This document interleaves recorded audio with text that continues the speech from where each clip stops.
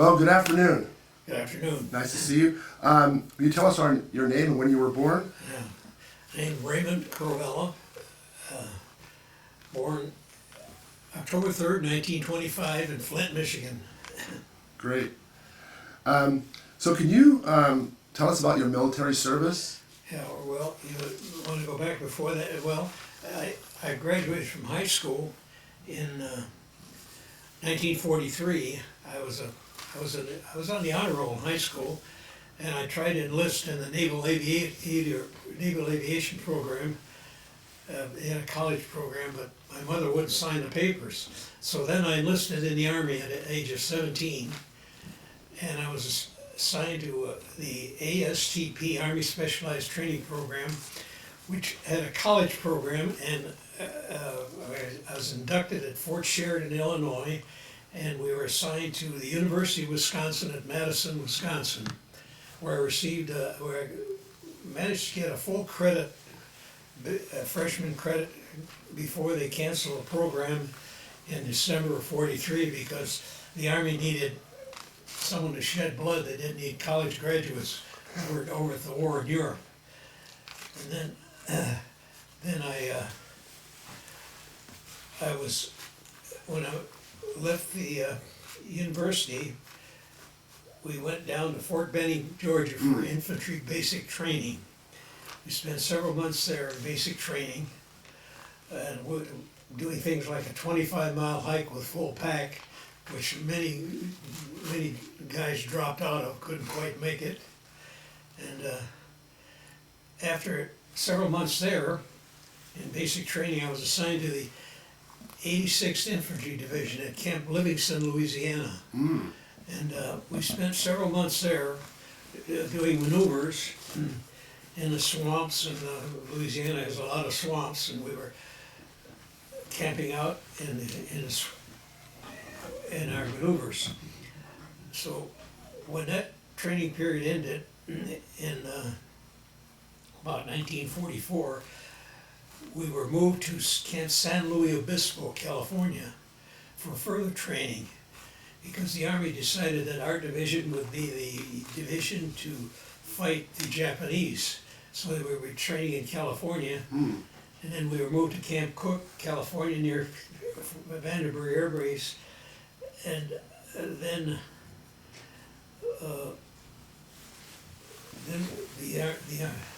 that time. I'm just gonna lay it here. Yeah. You can let go. Just lay it here. Just lay it Okay. here. Okay. Go ahead, Ray. Thank you. Yeah. Then it was decided that our division, since the battle in Europe wasn't going well, it was decided our division would go to Europe instead of to Japan and to the Pacific. So we got on the troop train, went across the country from California to Fort Miles Standish, Massachusetts, and then we sailed out of Massachusetts for Le Havre, France. We landed at Le Havre. We were training there, and we spent. This was right after the Battle of the Bulge, in which the U.S. Army had suffered some terrible casualties.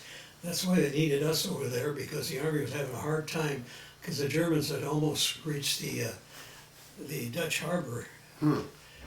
So our division was one of the replacement divisions, and we trained at a place, they call it Camp Lucky Strike, a tent camp in northern France, in Normandy, and it was still winter, and we slept on canvas cots and tents, and it was one of the coldest winters I ever spent, because we only had a light blanket and a canvas cot in the winter, and snow coming down. But after that, we were moved to the front. So we moved through Liège, Belgium, to Maastricht, Holland, all the way into Germany. And as we were going in, Patton had just moved into Germany. Patton had finally crossed the Rhine and was moving forward. And Patton was several miles ahead of us. We were behind him. And I thought things were getting serious. I saw a dead German lying on the road. And then we we stopped at the Cologne, which is on the Rhine River, where, where Patton had crossed with, they remember there was a Remagen Bridge that the Germans tried to blow up, but we were unsuccessful. That was just a few weeks before we got there. So Pat was moving well into Germany, but he left behind a whole pocket in the Ruhr near Cologne of 300,000 Germans. The British had surrounded from the top, from the north, and we surrounded them from the bottom, and these Germans were left there behind, and Patton had gone miles ahead. So the Army decided our division would be one to clean up the pocket. And we were on the Rhine. I remember firing our 60 millimeter mortar across the Rhine River, and I don't know if I ever killed any Germans, but they had their zigzag trenches. I could see them moving around. Wow. And then one night they started firing back. They were getting serious. They fired back, and I still remember those mortars. There was a long explosion, and then there'd be a whistling sound, and then a silence of about 3 seconds, and then it exploded and shook. We were in a foxhole, and I think it shook my foxhole. But fortunately, we didn't have many casualties there because their mortars weren't that accurate. But then they decided we were going to clean up the pocket, and we moved in from the south, and our division, that was my day, our day of action, because we were in a convoy, a tank in front with trucks full of GIs, and as we moved into the Ruhr,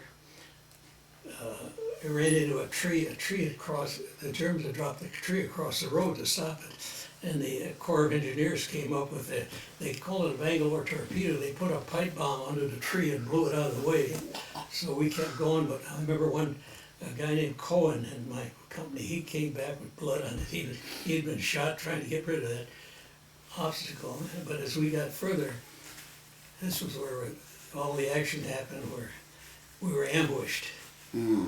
Firing coming from all directions. It seemed firing was mostly from the left, and that's when I was on my stomach beside the truck, and I still remember machine gun bullets when they hit a truck wheel. They had a ringing sound, and I was behind the truck listening to the ringing sound of the bullets in the truck. And finally, one went through my shoulder. And hit it was a flesh wound. Just went 3 stitches where it went in and 5 stitches where it came out. But unfortunately, I was the assistant gunner in the squad. But the gunner, Bill Cody, he received a bullet in the chest, and it was pretty sad. I remember going back to the hospital with him in the ambulance, and I said, "Well, Bill," he was a bookbinder in Philadelphia. I said, "Well, Bill, you'll be going home now." And he said, "I don't think I'll make it," and he didn't. Oh. Yeah. Oh. Yeah. Another fellow I knew, Damone, I didn't know him very well. Williams, talked to him at one of our reunions. Williams was a sergeant. Williams says we got to cross the road to get at the Germans in a building. So he ran across the road, he said, and Damone ran behind him, and when Damone was in the center of the road, he got hit by a machine gun bullet. And Williams said he was right next to me, about 20 feet away from me. And he says he went out to the road and he pulled Damone off the road, but he said he was already dead. Oh. Yeah. Yeah. So we got about maybe 15 wounded that day, three killed. And then the Germans finally, I remember the Germans come out. Well, at that time, it was the last month of the war, and these Germans, they seemed to think we're gonna give it a little bit of a fight before we give up. We're not gonna give up our homeland, the fatherland, without a fight. So they once they killed a few of us, they said, "Well, I've done my duty, I'll surrender now." And then I went back to an aid station. I remember seeing a German, I think a 50 caliber bullet hit his arm, but it really tore through some huge hole in his arm. And then they flew us in C-47 back to a hospital in Dijon, France. Spent a month there. Then the war ended, of course, so I rejoined the outfit, and we sailed back to Fort Dix, New Jersey. And since we had only seen a limited action, the Army says, you guys, we had other divisions there that saw a lot of combat. We're gonna let them have the easier, you're gonna attack Japan because it's your turn. So we were in the mid-Pacific when they dropped the atomic bomb, and this guy Armin Reset in my outfit, he says, I love Harry Truman, because Harry decided to drop that bomb. Because if Harry hadn't dropped that bomb, most of us, we wouldn't be here today. Wow. He expected at least 2 billion dead Japanese and 1 billion dead Americans. Yeah. But we were in the middle of the Pacific. We stopped at a couple of atolls. It took us 24 days to get from San Francisco to Manila, the Philippines. Oh. And we spent about 4 months there. And I was discharged at Camp McCoy, Wisconsin. And I, let's see, that was the summer, it's 46. So I enrolled at Michigan State, and I got my engineering degree in 3 years, 49. Then I went to work for general contractors, an engineer, and I visited a lot of sites. I visited,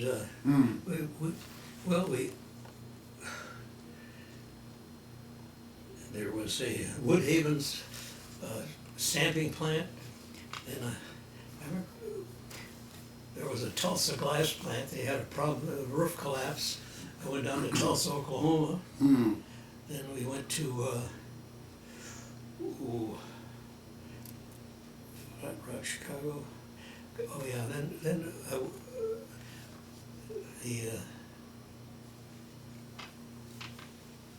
let's see, I went to down to Mexico City. We built a assembly plant in Hermosillo in northwest Mexico, and an engine plant in northeast Mexico, in Chihuahua. So I had to go down to Mexico City about a dozen times to work with the Mexican engineers. That was an interesting assignment. I went to the Minneapolis plant. They were building the Ranger pickup there. We had built an addition there. And went to Kentucky truck plant in Louisville. We were building they had a big truck plant there. We were building an addition to that. So we had, I went to quite a few plants.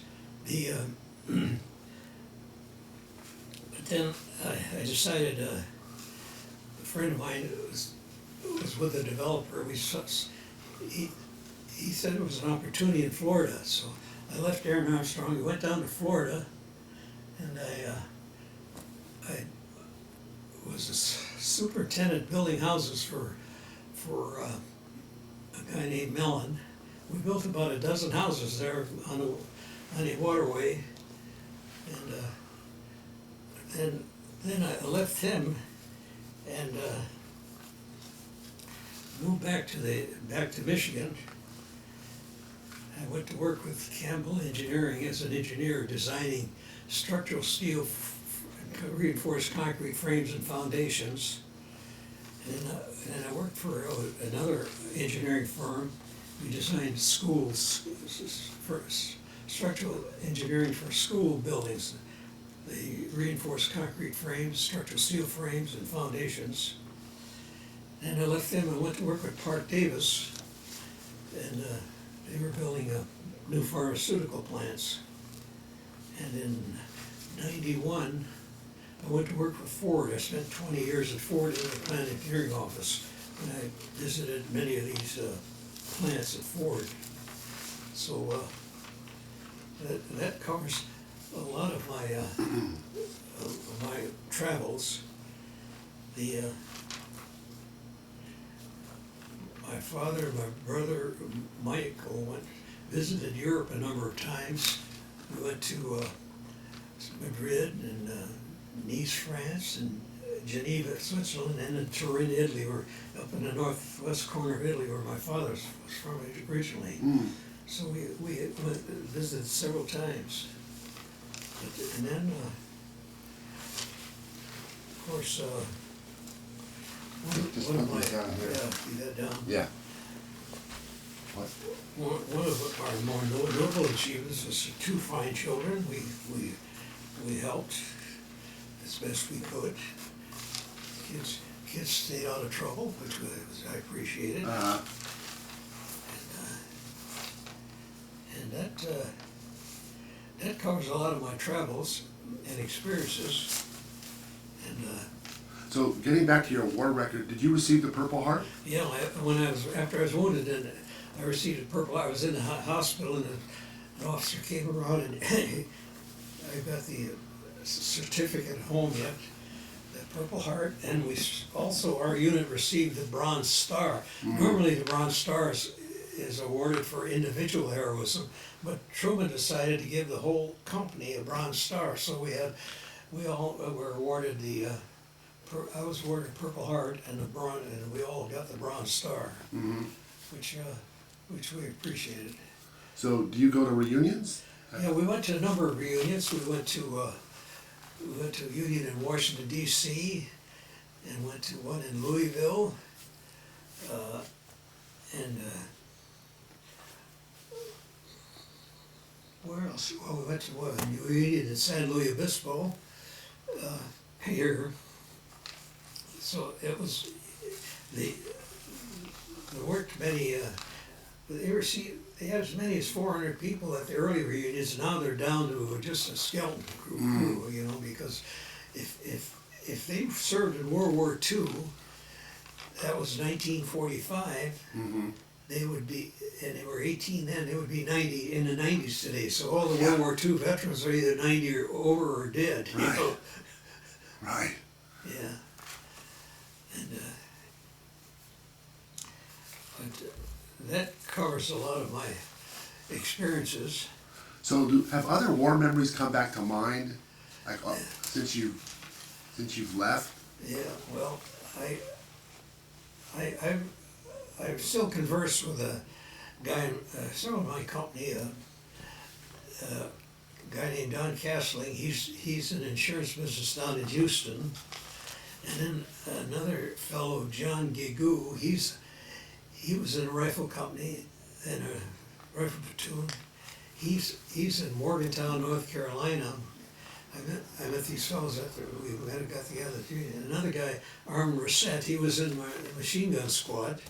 He's living in Concordia, Kansas. So these guys are all spread out pretty much. So I don't see much, but I'm going to send them all Christmas cards, and I hope they don't come back deceased, you know, because, you know, so many have deceased in the last, particularly the last year or two. It's getting pretty sad. Yeah, keep that down. Okay. So do you mind? Will you tell us about growing up in your childhood? Like, what are your memories from your childhood and parents and? Well, it was a rather Spartan life. My father spent 43 years at Buick as a pipe fitter, and my mother worked at home, and she worked in a munitions plant during the war. So things were pretty tight. As a matter of fact, it seems very curious today to hear people talk about poverty. You know, people talk about poverty, and they have cable television and cell phones, and in our time, it was bare. People would pick dandelions to make a salad and try to get a soup bone, which was free, to make soup. And it was tough going. And my brother Ed, he went to the University of Michigan, and he later became a professor of computer science at State University of New York. And my brother Mike went to Michigan State, and he was a vice president of business affairs at Delta College, a state college in Michigan. So they did all right too, in spite of their tough backgrounds. You know, it's kind of odd. I don't like to comment today on people how tough they are. I just keep quiet because I said, you don't know what tough is, fella. Exactly. I know. Because it was. Yeah. bare bones Yeah, survival. it was hardly any welfare at that time either. You know, the welfare was non-existent. Right. So people just scratched to get along. Yeah. Bill, did you have any questions for your dad that pop in your mind hearing him speak?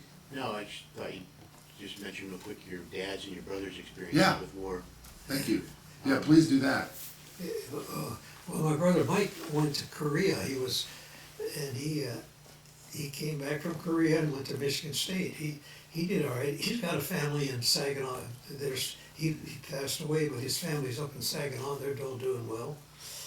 And my brother Ed, family, they're spread out. But he's got one son is a chairman of the computer science department at Boston University. He has his PhD in computer science. Another son is a professor at near Syracuse University, and State University, New York. And then the third son is an engineer at NVIDIA, which is a computer company up here in Mountain View, California. So his three sons are all technically inclined and doing very well. And Ed was in the war? What? Did Ed serve in the war? Yeah, my brother Ed, I didn't see him. He was in the 13th Armored Division, and I never did see him over there in Europe, but he never said much about his experience in the 13th Armored. They were part of Patton's group. Patton had all these armored divisions, all the tanks. And what about your father? Huh? What about your father? My dad served in 1918. My dad was a private in the U.S. Army. Wow. At Fort Jackson, South Carolina, the artillery group. But they never went to France because that World War I only lasted 1 year, from 1918. So he was fortunate not to have to go to France, because the war there was pretty rough too, in World War I. So they've all, so we were pretty fortunate. Things could have been a lot worse. Right. Ray, what kind of advice would you give about life to someone? Like what have you learned that you might want to pass on to someone? What would you say? It sounds kind of trite, but there's no substitute for hard work sometimes. I remember someone saying the prepared worker is always lucky. The people say you got to have luck. Well, sometimes before you have the luck, you have to be prepared and work hard. Then you find out you're lucky because you worked hard. I remember someone talking about Napoleon. Someone told him a new general was coming on board, and they said he was a great general. And Napoleon said, "Well, is he lucky?" So, but you do have to have luck. These people in our country who are billionaires, they admit that luck is a good part of their success. Either you being in the right place at the right time, or and I find that as I get older, I'm no longer judgmental about. I see someone do something that's really outrageous. I says, wait a minute, that person has some good qualities, and maybe there's some reason for him to do. He did that something stupid, but maybe he had a reason for it, so I'm not going to judge him. Right. That's great. Well, did anything else come to mind while we were talking that you want to share? Like something? No, I think not.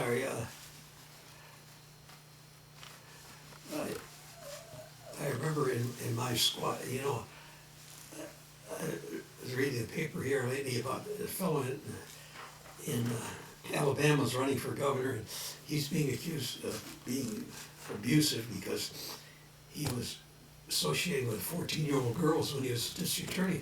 And in my squad was Elwood Calder from Gastonia, North Carolina, and Paul Plemons. They were both 18 years old when they joined our outfit. I says, hi, Elwood, I get to talk to him. And Elwood, they were both married and 18 years old. They've been married a while. They're 18 years old from North Carolina. I did that to me was strange. Back in Michigan, that would be unheard of. Mm-hmm. Right. So don't. Yeah. So what are some of your hobbies and things you like to do with your time? Well, right now I'm trying to, on a learning curve with my computer, trying to, I tend to, I was on the board at the computer club and I try to keep up to date on the current status of computers, but I noticed I use a desktop and the trend in our club, most of the seniors are using desktops. The younger people are all going to smartphones and iPads. And that's kind of a different learning curve there. So, Right. I used to, I go to the Y 3 or 4 times a week, Wow, that's good. just to keep your body moving so you know you're not just, you're still alive. Yes, sir. Yes, sir. Anything else come to mind, Bill? Any subjects or, you've been so great, Ray, to talk to us. Thank you. It's been really great hearing you with your memories and. You hate to talk about yourself. All these other veterans, the people, their grandchildren says, my grandfather was in World War II and he was a hero, but he never talked about it. And a lot of them, they didn't want to talk about it because like for instance, my Captain Houlihan, he was a captain. Jim was telling me one day, a truck behind us, it was caught. Some Germans came up to the truck behind us, and they had what's called a Panzerfaust. It's a tank killer. It's a bazooka with a big head on it. And he said they fired it at the truck right there behind me and killed 3 GIs. Oh. Jeez, because that was usually used to kill tanks. It was a tank killer, and they fired at the truck and killed 3 GIs on the truck. Gee. So Is that the same guy you mentioned, that there was you told me something about the bell tower, was that the same guy you mentioned that caught the Germans in the bell tower? oh, no, that was Colonel Sims. When we saw our action, I was laying behind the truck. I only had my 45 caliber. And Germans were about 100 yards away. I couldn't hit anything that far. And Sims came by and he grabbed a GI's rifle and he was the kind of leader I appreciate. He wanted to be up front where the action was. And his Jeep driver told me later, he says, after I went back to the hospital, he said it came into a little German village east of Cologne, just getting well into Germany. And he says they were fired upon from a church steeple. And Sims stopped and he says, and a priest came out of the church, and the priest said to Sims, he said, don't destroy my, Sims had a 37 millimeter cannons with him. The priest says, sir, don't destroy my church, I'll go get those Germans to come down. And he said, so the priest went back into the church and then the steeple, and then the priest came back out, and he says, they won't surrender, maybe they were SS troopers, they won't surrender. So Sims said, he had two guys there with a BAR, Browning automatic rifle, which is like a machine gun. He says they went into the church in the steeple and they fired vertically, full about 17 shots. And then they waited a while and then blood was dripping on their hands. They said, we solved the problem. Wow. Wow. Yeah. And then also, on one of the reunions, the guys were telling me the company next to us, there's been a series about Band of Brothers. The paratrooper 86, they relieved us when we moved into Germany across the Rhine. They had been seen so much action. They were given a rest in our position on the west side of the Rhine, and their colonel said they were really aggressive. The colonel says, I want to send a group of about 8 men on rubber boats across the Rhine and bring back a German prisoner in the middle of the night. This captain said he did it, and he did the mission, but he lost 1 or 2 men coming back, and the colonel says, you did a great job, I want you to do it again tomorrow night. And the captain says, and then the captain says, man, tomorrow we'll tell them we went, but we won't go. We tell them we won't go, but we'll tell them we did go, because I'm not gonna go over there and get more men killed. Yeah. Right. Yeah, Why? yeah, because that was interesting to me, because when we were on the Rhine, we had an officer said, I want volunteers for a mission across the Rhine. And I remember Bob Habernack, my friend from Chicago, he owned pharmacies. He volunteered, and I was standing there beside him and said, wait a minute, I'm gonna think about this. It was extremely dangerous to go over in a German city, black, and you could only see your hand in front of your face, and try to capture a German and bring him back across the river. Really? Yeah. But one of our companies, a company F4G, I think, in a reunion, they said they did that. They sent a mission, about 8 men in a rubber boat over, and it was really sad. He says they wandered around in that little village across the Rhine, and heading back, and they saw some noise up ahead, and he said, halt, who goes there? And what's the password? And they didn't hear it. So finally they fired, and they went up and they saw it was one of their men. They killed their own men. And as he was dying, he said, I forgot the password. Oh, gee. So Where did you cross the Rhine? we crossed, I think, at Bonn, which is south of Cologne. There was the engineers built these, they had these pontoons. They built a number of pontoons, and they put a roadway across the pontoons. You could run trucks, tanks right over the river with a pontoon bridge. The entire 86 crossed there? What? The entire 86 crossed Yeah, there? that's where we crossed. Yeah, we crossed there. And then where were you, that day you saw action where you were wounded and the other guys were killed, where was that? It was a town called Priori, south of Hagen. Hagen was and the day after I was wounded, they surrendered, and they said there were some figure 300,000 Germans surrendered. They were all surrounded, and I guess, and their commander, Field Marshal Model, he was one of Hitler's favorite commanders because Model, and he pulled out his Luger pistol and he shot himself because he said, we don't field marshals do not surrender. Oh, He was the commander in the rear pocket? In the rear pocket, yeah. He commanded all those 300,000 Germans who surrendered. Who was the general for your group, the 86? Well, we joined Patton's group after we crossed the Rhine, and I was in the hospital then, but they went all the way down towards Czechoslovakia and Austria. And the guy says they had a couple of rough days where they seemed like they hiked 50 miles. They were moving the last month of the war, the U.S. Army was moving so fast because there was a feeling we better get there before the Russians get there. We better take over this land, because if we don't get there, the Russians will take it.